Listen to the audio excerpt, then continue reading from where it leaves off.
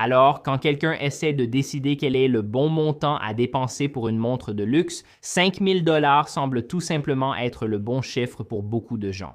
Cependant, il y a eu beaucoup de changements autour de ce prix ces dernières années. Certaines marques ont quitté cette gamme de prix, d'autres ont renforcé leurs efforts pour offrir une valeur exceptionnelle à ce niveau. Alors, en entrant dans l'année 2026, ce que je voulais faire, c'était répondre à cette question précise. Qu'est-ce qu'on peut vraiment acheter pour 5 000 $? Donc, dans cette vidéo, nous allons mettre en avant mes meilleures sélections de montres à des prix de détail compris entre 4 500 et 5 000 $. Nous serons très stricts à ce sujet. Par exemple, la SBGM 221 est une montre remarquable, mais comme son prix dépasse 5 000 $, je ne la présenterai pas dans cette vidéo. Donc, on va vraiment se concentrer sur ce budget strict et on ne va pas trop s'en écarter, surtout pour la limite supérieure. On pourrait faire quelques exceptions si elles sont légèrement en dessous de 4 500 $.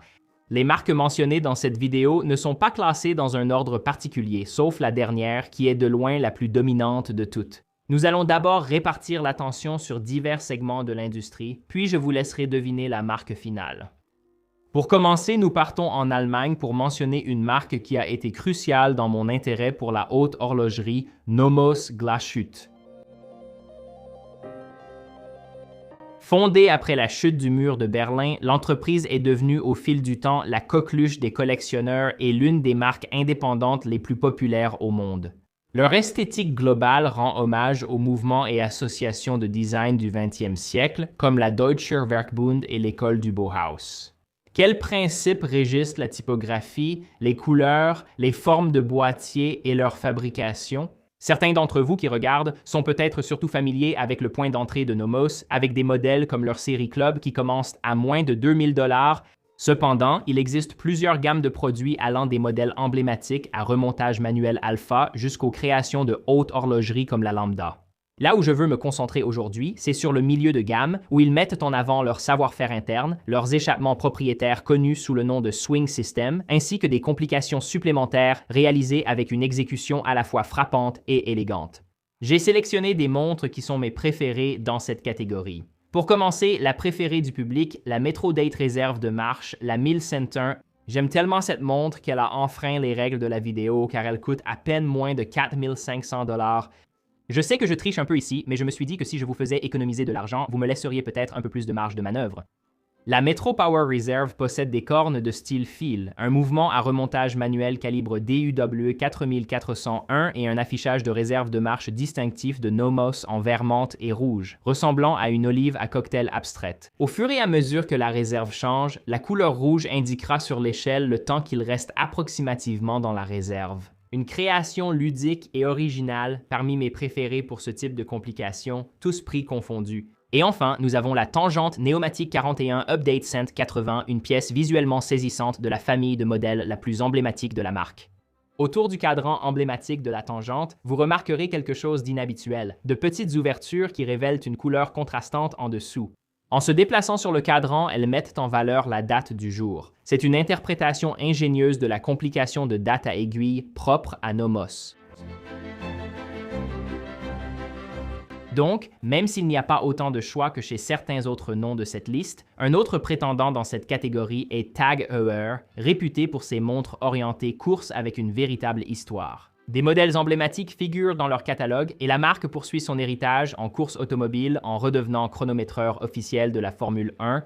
TAG Heuer propose de nombreuses montres de luxe d'entrée de gamme à des prix bien inférieurs. Vous avez la Formula One, l'Aqua-Racer, la Carrera et d'autres modèles plus chers comme la Carrera Glassbox et la Monaco. Pour cette gamme de 4 500 à 5 000 $, mon choix est une pièce plus récente, la Carrera Astronomer de 39 mm.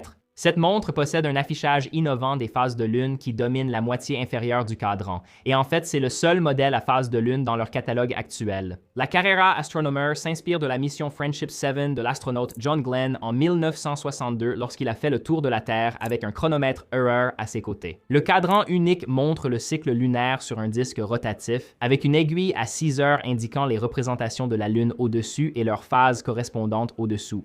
Dans notre gamme de prix, vous trouverez une version à cadran argenté et noir sur un bracelet à grains de riz, ainsi qu'un modèle gris et noir visuellement percutant, doté de lunes lumineuses bleu vif et d'un bracelet en cuir gris. L'Astronomer est animé par le calibre sept basé sur Sellita. C'est vraiment une interprétation inattendue de la complication phase de lune qui conserve le style épuré de la Carrera tout en ajoutant de nouvelles saveurs à la recette. Donc, quand j'ai parlé un peu plus tôt de tous ces changements qui se produisent dans l'industrie, une marque qui me vient à l'esprit pour représenter cette idée et bousculer les choses est Longines.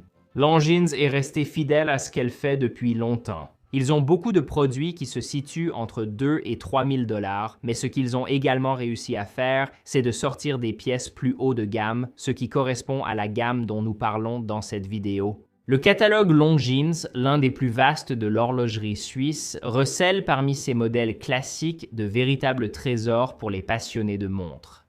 En plus de leur finition et de leur héritage, un point que je souligne lorsque je parle de Longines, c'est qu'ils se trouvent dans un excellent compromis. Ils peuvent créer des mouvements propriétaires en utilisant des pièces UTA, mais en assemblant tout à Saint-Émilion où ils récupèrent ces pièces. Et en créant au final un produit très unique qui va aussi se différencier grâce à tout l'héritage de design que cette marque a derrière elle.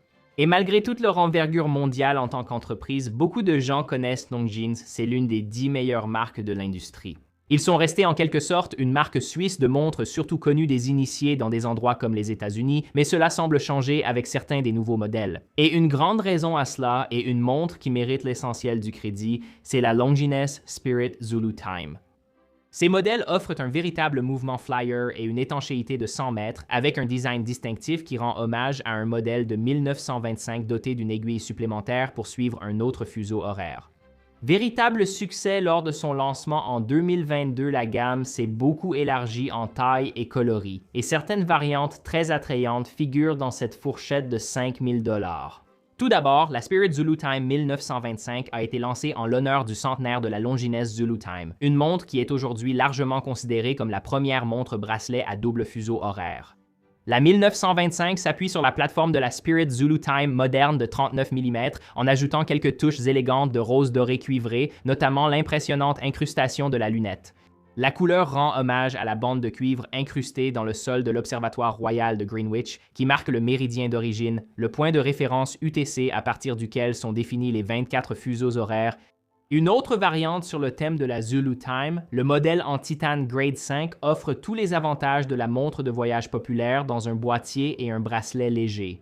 Le cadran noir et doré est classique, rehaussé de touches de rouge, et l'insert de lunettes en céramique bicolore présente une belle déclinaison en gris et noir. Tout en haut de la gamme de prix, on trouve deux variantes en acier et or jaune disponibles en boîtier de 39 et 42 mm.